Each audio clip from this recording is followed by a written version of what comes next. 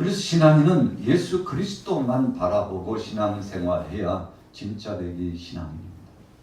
여러분, 예수님께 우리의 눈을 맞추고 주님께로 우리의 마음을 맞추고 또 주님을 향하여서 우리의 생각을 맞추고 이 모든 채널을 주님께로 집중하여 신앙생활하는 사람이 진정한 신앙인입니다.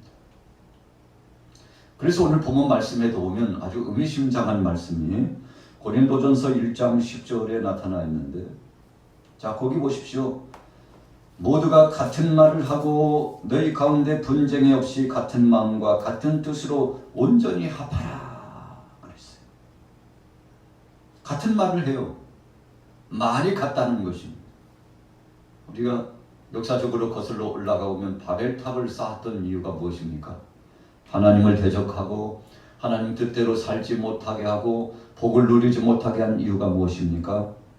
자, 이들이 하나님의 뜻에 불순종하고 하나님의 생각과 하나님이 주신 그 말씀의 법칙 따라 살지 못했기 때문에 그렇습니다. 함께 모이면 모반을 꾀하고 반역의 역사를 진행하고 하나님 뜻을 거스려서 하나님을 불신하는 그런 일들을 조장해 나갔던 저들이, 야, 우리가 하늘 높이 쌓아 올라가자. 그래서 우리가 멸망당함을 멸하자. 여러분, 하나님 심판에 대한 도전입니다. 하나님의 섭리하시고 역사하신 것에 대한 도전이었습니다. 하나님의 능력과 그 섭리를 부정한 것입니다. 그래서 어떻게 됐나요? 야, 이들이 말이 하나이니까 그렇구나 그랬어요.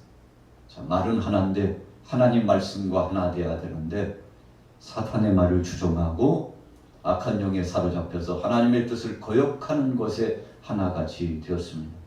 마치 예수님을 십자가에 못 박는 자리에 헤롯과 빌라도가 하나 같은 마음을 가졌어요. 그뿐입니까? 대제사장 가야바도 같은 마음을 가졌습니다. 자, 이 세 부류, 정치적으로 유다 땅에 있는 정치인이, 또 로마 땅에 있는 정치인이, 심지어는 가이사 황제까지도, 또 더 나아가서 제사장으로서 귀한 사명을 감당하는 성직자인 대제사장조차도 주님을 거역하는데 하나같이 손을 잡았다는 것입니다. 여러분, 그래서 말세 이 시대에는 하나님의 뜻을 거스리는데 손을 잡는 것에 조심해야 됩니다. 그래서 말세 징조가 무엇입니까? 세상 것에 빠져서 세상 것과 짜가고 사탄이 좋아하는 것에 봉착해서 그것에 말을 맞추고 마음을 맞추고 생각을 맞추고 그 결과는 어떻게 됐습니까? 전국적으로 멸망을 당했습니다. 다 흩어졌습니다. 그리고는 언어가 달라졌습니다. 이제는 더 이상 함께하고 싶어도 함께할 수 없는 비극적인 역사가 세계 도처에 분포되어 있는데, 여러분, 그래서 세계 언어의 역사는 바벨탑 사건 이후로 하나님의 심판 때문에 세계에 각종 언어가 생겨났다는 것을 우리가 기억해 보면 참 참담하고 마음 아픈 일 아닙니까? 본래는 한 언어였습니다. 그러나 이 한 언어가 세계 여러 나라 지역 방언으로 바뀌어지는 것은 불순종 때문에 시작되었다는 사실을 기억하면 우리가 어떤 태도와 마음을 갖고 신앙생활을 해야 되는 것인지 다시 한번 절감하게 되는 것이죠. 그래서 오늘 고린도전서 1장 10절에 모두가 같은 말을 하고 누구 안에서요? 주 예수 그리스도의 이름으로 너희를 권면하노니 모두가 주 안에서 같은 말을 하고 분쟁이 없이 같은 마음을 갖고 같은 뜻을 가지고 온전히 합하여. 여러분, 그래서 성령께서는 사랑의 띠로 하나 되게 하시고, 우리가 찬양해도 우리는 사랑의 띠로 하나가 되었습니다. 우리는 사랑의 띠로 하나가 되었습니다. 서로 손에 손을 맞잡고 마음을 같이 하고 뜻을 같이 하고 봉사하고 헌신하여 나가는 이 대열에 쫙 진행해 나가는데 하나님께서 얼마나 기뻐하시는 것입니까? 참 복된 역사죠. 자, 오늘 본문 4절로 돌아가 보세요. 바울은 너무나 감사했습니다. 뭐가 감사했나요? 4절 같이 한번 읽어보겠습니다. 고린도전서 1장 4절 시작. 그리스도 예수 안에서 너희에게 주신 하나님의 은혜로 말미암아 내가 너희를 위하여 항상 하나님께 감사하노니. 하나님 앞에요 감사했어요. 이 마음이 하나님 편으로 상승되는데 너무 감사해가지고 견딜 수 없습니다. 그런데 무엇이 감사했습니까? 자, 4절 초입에 보면 너희에게 주신 하나님의 은혜로 말미암아 내가 너희를 위하여 항상 하나님 앞에 감사한다. 우리에게 주신 하나님의 은혜, 고린도 교회 성도들에게 주신 하나님의 은혜요. 그 은혜가 무엇입니까? 예수님께서 십자가상에서 못 박혀 죽으신 복음의 역사를 이방인인 사랑하는 고린도 교회 성도들에게도 주신 것이 너무 감사합니다. 여러분, 바울이 유다 땅에서 하나님의 부름을 받고 복음을 증거하는 자로서 세움을 받았습니다. 그가 강을 건너고 또 바다를 건너고 산을 건너고 어디든지 나아갔습니다.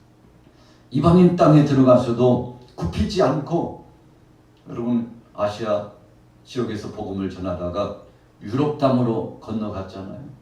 이런 변화무쌍한 사역이 진행됐었는데 한 번도 불평하지 않고 하나님의 은혜에 감사해 나갔습니다. 왜 그렇습니까? 복음에 붙잡힌 사람은 감사할 수밖에 없어요. 이래도 감사, 저래도 감사, 누워도 감사, 일어나도 감사, 어려움을 당해도 감사, 기뻐도 감사, 희노애락 어떤 상황 속에서든지 하나님 앞에 감사하게 되는 것이죠. 오늘 바울도 감사했어요. 주님의 구속살개 복음이 고린도 교회까지 들어온 것이 너무 감사했어요. 빛을 보지 못한 백성들입니다. 우상 숭배에 찌들렸던 사람들입니다. 그래서 그 삶이 핍절해지고 버리운 자입니다. 사탄의 밥이 되었던 자들입니다. 그래서 도무지 천국의 소망을 꿈도 꿀 수 없는 사람들에게, 이 이방인들에게 빛을 허락하여 주셔서 복음으로 구원받게 해주셨으니 그들에게 복음을 최초로 나가서 증거한 바울이 마음이 뜨뜻해지는 겁니다. 이 사랑하는 교우들을 보면서 너무 감격스러운 거예요. 여러분, 그래서 우리가 복음을 증거하고 한 영혼 한 영혼을 키우고 양육하다 보면 하나님의 은혜가 느껴져요. 야, 한 사람을 세워서 양육하는데 이렇게 힘들고 속상하고 때로는 절망감이 찾아오고 어떤 때는 악한 것이 회방하기도 하고, 여러분 그렇지만 항상 그런 것이 아니고 하나님께서 그 와중에도 은혜를 주시고 능력을 주셔서 기적을 체험하게 해주시는데, 바울이 어떤 사람입니까? 뭐 별의별 것을 다 경험했죠. 그래서 고린도 교회라고 하는 아름다운 교회를 건설하여 세우게 됐는데 한 성도 한 성도를 보니까요 너무 감사한 거예요. 자, 그럼 감사합니다. 예수님의 십자가 피로 맺어주시고 함께 동역자 되게 하시고 이만큼 교회를 성장시켜 주신 하나님 앞에 너무 감사해서 하나님 감사합니다. 그리스도 예수 안에서 이와 같이 고린도 교회를 세워주신 하나님 감사합니다. 형제 자매들을 보니까 너무 감사합니다. 사실은 지금 다투고요, 분열하고요, 이간질하고 서로 여러분 육신적인 소욕을 가지고서 갈기갈기 찢고 또 울어뜯는 이런 상황이었거든요. 그런데 바울은 감사했어요. 왜 그렇습니까? 그 한 영혼이 참 귀하기 때문에, 그 한 영혼을 예수님 사랑하셔서 십자가상에서 못 박혀 죽으셨다는 것을 기억하니까 주님 그래도 기적입니다. 주님 감사합니다. 여러분 오늘 4절의 말씀은 바로 그런 것입니다. 자, 5절 읽어보겠습니다. 5절 시작. 이는 너희가 그 안에서 모든 일 곧 모든 언변과 모든 지식에 풍족함으로. 아주 중요한 문맥이 있습니다. 우리 따라해 보겠습니다. 그 안에서. 우리가 바울 서신을 보게 되면 주 안에서, 주님 안에서, 이 용어가 얼마나 많이 나오는지. 여러분 성경책을 열고서 주님 안에서, 하나님 안에서 이 대목에 대해서 빨간 색연필로 한번 줄을 쳐나가 보세요. 무수하게 많이 있습니다. 그리스도 예수 안에서, 그리스도 예수 안에서 하나님의 은혜 가운데, 여러분 이와 같은 표현이 너무 많은데 오늘 바울도 하나님 앞에 너무 감사했어요. 바로 너희가 그 안에서 모든 일, 모든 언변과 모든 지식에 풍족했도다. 여러분 예수님이 허락해 주셔서 세상 사람들이 그러더라고요. 예수를 믿는 사람은 왜 이렇게 말을 잘하는지 모르겠대요. 제가 지금까지 신앙생활을 해오면서 그런 말씀을 너무나 많이 들었어요. 아니 예수쟁이들은, 크리스찬들은 왜 이렇게 말을 잘하는지 몰라. 전도할 때 보면 달변가요. 말씀을 전할 때 보면 힘이 있고 박력이 있어요. 세상 사람들이 놀래요. 우리가 성경의 인물 가운데, 예수님의 제자 가운데 한 사람이 말 잘하게 된 것을 보고 깜짝 놀랐죠. 그가 누굽니까? 베드로예요. 베드로. 불황무식했다고 했습니다. 고기 잡는 어부 출신이어서 베드로를 아는 사람은 그가 얼마나 무식쟁이고 사람을 만나면 말도 제대로 할지 못하고 논리적으로 풀어갈 줄도 몰랐던 사람이었어요. 그런데 오순절날 마가의 다락방에서 성령 충만함 받더니 어디서부터 나왔는지, 여러분 이 속에서부터 열변을 토할 수 있는 열정의 말씀이 마치 리에꽃에서 씨를 뽑을 때 줄줄줄줄 뽑히는 것처럼 시작했는데 끝나지 않아요. 참 끝나지 않습니다. 줄기차게 입에서부터 마치 실이 나오는 것처럼 계속 나와서 말씀을 선포하는데, 말만 잘하는 것이 아니라 그 말 속에 능력이 있어서 가마력이 있었다는 것입니다. 누가 주신 것입니까? 하나님이 주셨어요. 오늘 여기에 동석하신 저와 여러분들은 그런 경험을 많이 했을 것입니다. 아니 내가 언제부터 이렇게 말을 잘하게 되었지? 내가 언제부터 이런 담대함을 가지고서 사람들 앞에 전하게 되고 하나님의 뜻을 선포하게 되었지? 내가 기도할 때 언제부터 이런 영권 있는 기도자가 되었지? 생각하고 보면 어느 한 순간부터 시작되었다는 것을 우리가 거슬러 올라가 봅니다. 아 그렇지, 바로 그때였지. 여러분 언제입니까? 성령님이 함께 해주셔서 그리스도께서 나를 위하여 죽으셨다는 것을 깨닫게 하고 우리는 하나님의 은혜로 말미암아 살게 된다는 사실을 우리의 마음속에 확증해 주셨을 그때, 우리가 찬양에서 첫사랑이라고 표현하고 성경에서도 첫사랑을 빨리 회복하라고 말씀하고 있지 않습니까? 첫사랑을 받았던 그때입니다. 오늘 보면 5절의 말씀은 그런 뜻입니다. 그리스도 안에 있으니까 모든 일 곧 언변과 모든 지식이 풍족했도다. 예수님께서 제자들을 둘씩 짝지어서 보내는데요, 제자들이 두려워했습니다. 아니 주님, 아니 우리 둘씩 간다 해도 무슨 말을 해야 될지 참 걱정이네요. 주님이 전대도 가지고 가지 말고 옷도 준비하지 말고 아무것도 준비하지 말고 빈손으로 빈몸으로 가라고 그러시는데, 그러다 우리 굶어 죽으면 어떡해요? 전도 여행 갔다가 또 사람들 만나면 무슨 말을 해야 될지 꽉 막혀가지고 그러면 어떡하죠? 제자들이 걱정했어. 그때 예수님 뭐라고 말씀했습니까? 걱정하지 마. 너희가 나가서 복음을 전할 때 무슨 말 할 걸 걱정하지 마라. 하늘의 아버지께서 너에게 있어야 될 필요한 말을 적시적대에 정확하게 너에게 하나님께서 말할 말거리를 주시고 생각을 열어주시고 마음을 열어주시고 그분이 책임져 주실 거니까 염려하지 말라. 여러분 전도란 그런 것입니다. 우리가 가을이 되면서, 가을은 독서의 계절이라고 그러는데 교회는 봄, 가을로 전도에 힘쓰는 겁니다. 여러분 그래서 주보가 얼마나 많습니까? 또 복음지, 전도지를 얼마나 많이 또 준비해 놨습니까? TC를 준비해 놓고 문 영혼들에게 다가가서 접촉점을 이루고 복음을 증가할 수 있는 기회를 주셨잖아요. 여러분 그래서 이 땅에 사는 동안에 우리가 주님 앞에 정말 자랑하고 감사하고 영광 돌릴 것은 한 가지밖에 없어요. 다니엘서 말씀하는 것처럼 많은 사람을 옳은 대로 돌아오게 한 자는 하늘의 별과 같이 비추인다고 했는데, 여러분, 주님은 전도한 사람을 칭찬하시고 그에게 복을 주시는데, 주님 앞에 가서 주여, 발이 부르트도록 손이 부르트도록 나가서 전도했습니다. 그런데 어떤 사람은 돌아오고 어떤 사람은 돌아오지 않았습니다. 내가 다 보았다. 내가 다 보고 있었다. 내가 다 듣고 있었다. 네가 나를 얼마나 혼란과 핍박 속에서도 중단하지 않고 나를 전했는지 너의 상이 여기 있다. 여러분, 그래서 성경 속에 다른 것에 대한 상은 거의 말씀이 없어요.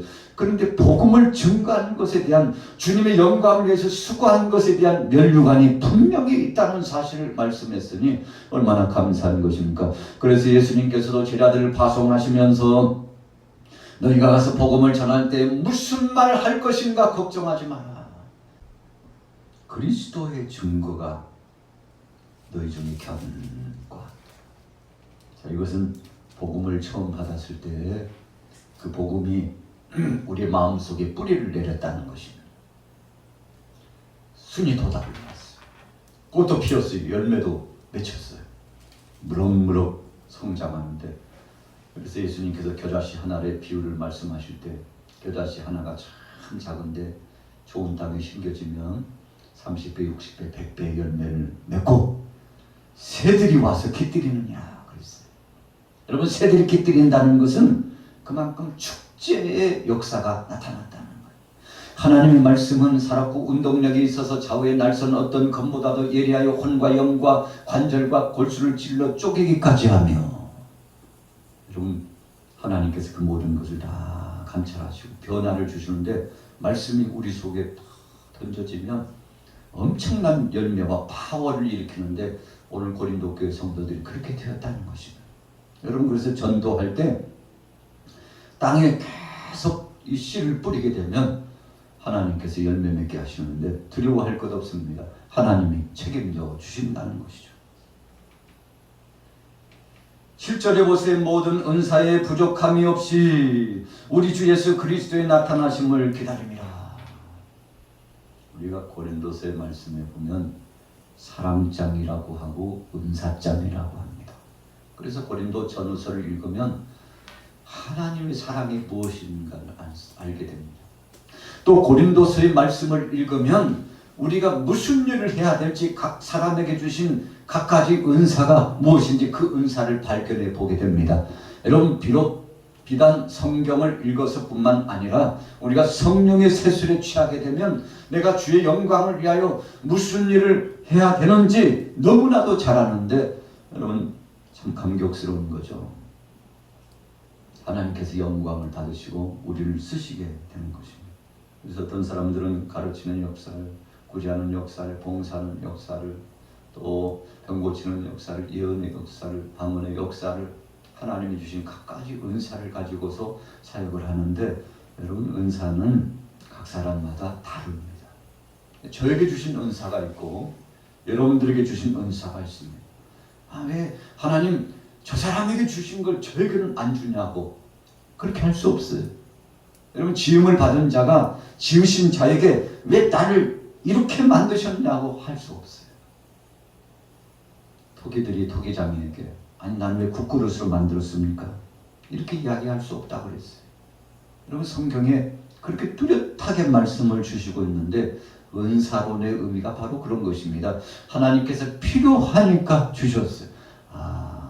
내게 이런 용기를 주시고 찬양의 은사를 주시고 또 내게 또 이런 지혜를 주셔가지고 봉사하게 하시고 참 손끝에 은혜를 주셔가지고 손을 움직이기만 하면 주님이 영광을 받으시고, 손을 움직이기만 하면 하나님의 뜻이 이루어지는 헌신적인 사역이 이루어지고, 어떤 사람은요 입만 열면 주의 자랑을 하고 주님의 뜻을 선포하고, 어떤 사람은 생각에 지혜가 있어가지고 이 창조적인 창안이, 개발적인 이 은사가 있어가지고요 참 이렇게 했으면 참 좋을 것 같은데, 지혜이신 성령께서 그렇게 주시는 거죠.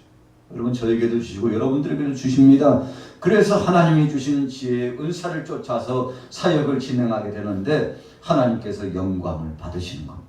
모든 은사에 부족함이 없이. 그래서 은사라고 하는 것은 달란트를 주셔가지고 하나님이 세웠다는 것입니다. 그런데 뭐라고 말씀했나요? 부족함이 없이 그랬어요. 자, 부족함이 떨어질 듯 하면 또 채워주시고. 하나님의 백성들이 애굽에서 나와가지고 약속의 땅 가나안 땅을 향하여 광야 길 40년을 가는데 아침 시간에 새벽 시간에 가시와 같고 하얗게 생긴 마치 구슬과 같은 반짝반짝 빛나는 그런 만나를 하나님께서 새벽 이슬처럼 내려주셨습니다. 얼마나 감사한지요. 그것을 먹고 40년 살았어요. 여러분 광야에서 짐승 잡아먹는 것도 한두 번이죠. 농사를 지을 수 있나요? 정착한 것이 아닙니다. 그런데 40여 년 동안 만나를 먹고 생활했는데 얼마나 건강했는지 몰라요. 그래서 하늘 양식, 하나님이 주신 양식을 먹으면 건강합니다. 우리가 육신의 떡을 먹으면 때로는 그 잘못 먹으면요 병이 와요. 그런데 하나님이 주신 것을 먹으면 몸이 강건하고 하나님의 영광을 드러내게 되는 것입니다. 그래서 이 백성들이 약속의 땅 가나안 땅에 들어가서 첫 농사를 짓는데 소산을 이제 먹게 되는 바로 그 시즌 직전 바로 노안필이 다가왔어요. 아침 지어 먹어야지. 한번 새쌀이 나왔으니까 새 곡물이 나왔으니까 이제는 그것 가지고 음식을 지어 먹자고. 여러분 저들이 농사 지은 대로 그것 가지고 음식을 차려 먹는데 이상한 게 준비가 다 됐던 바로 그 시각에 혹시 만나가 내렸는지 한번 가보라고. 만나가 없어요. 더 이상 만나가 내리지 않았다 그랬어요. 참 신기하잖아요. 여러분 우리에게 필요할 일용할 양식을 주시고 하나님이 책임져 주신다는 영적인 의미입니다. 그래서 필요하면 주시고 필요치 않으면 거둬가시오. 은사라는 것은 그런 겁니다. 하나님이 내게 은사를 주셨는데 활용하지 않고 가만히 가지고 있으면 야, 너 필요 없구나. 필요 없구나. 알았어. 어느새 조용히 하나님 거둬가셨어. 내가 왕년에는 이러고 저랬는데 왜 역사가 안 나타나지? 하나님이 은사를 가져가시고 엄밀하게 역사하시는 하나님이 가져가시고. 여러분 그래서 은사는 필요하니까 주셨고 필요 없다고 생각하면 거둬가시는 것. 그래서 우리는 하나님 앞에 참 두렵습니다. 건강 주시면 건강 가지고 봉사하고 충성하고, 하나님께서 지혜 주시면 지혜 가지고 하나님의 뜻을 늘 청안해내고 개발하고 주의 뜻을 위하여서 늘 힘써 나가. 여러분 그래서 주님 주신 것 가지고 이 모양 저 모양 활용하면 더 개발이 됩니다. 그래서 주님 그러셨잖아요. 야, 땅에 묻어두고 그냥 가지고 저놈 거 뺏어 수고하고 애쓴 저 사람에게 주어. 뺏어서 준다고 그랬어. 참 성경은 신비하잖아요.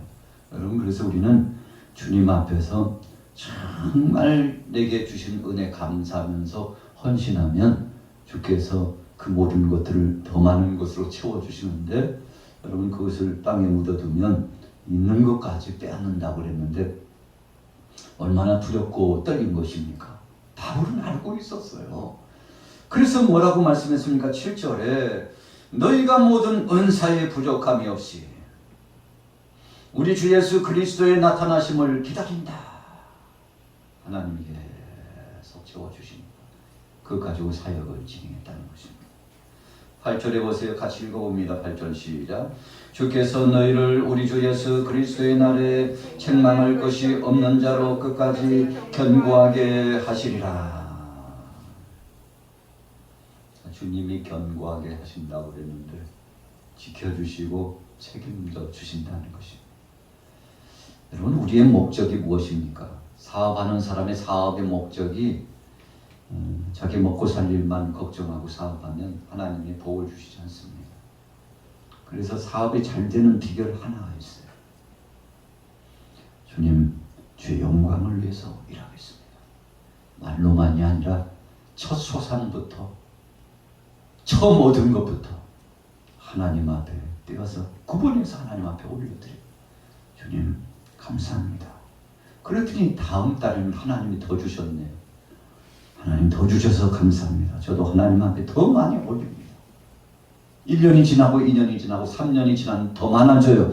그래서 하나님 앞에 더 많이 올려드렸어요. 그런데 사람들이 간사해요. 하나님이 복을 주셔가지고 1년, 2년, 3년, 5년, 10년 지나니까 거부가 됐네요.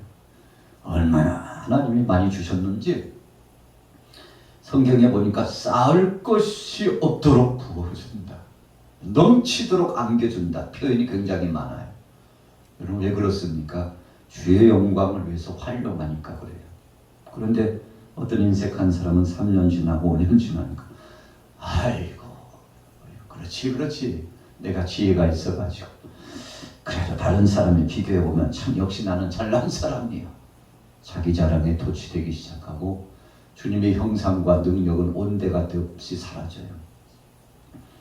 여러분 그런데 어느 날 순간부터 내리막이 와요.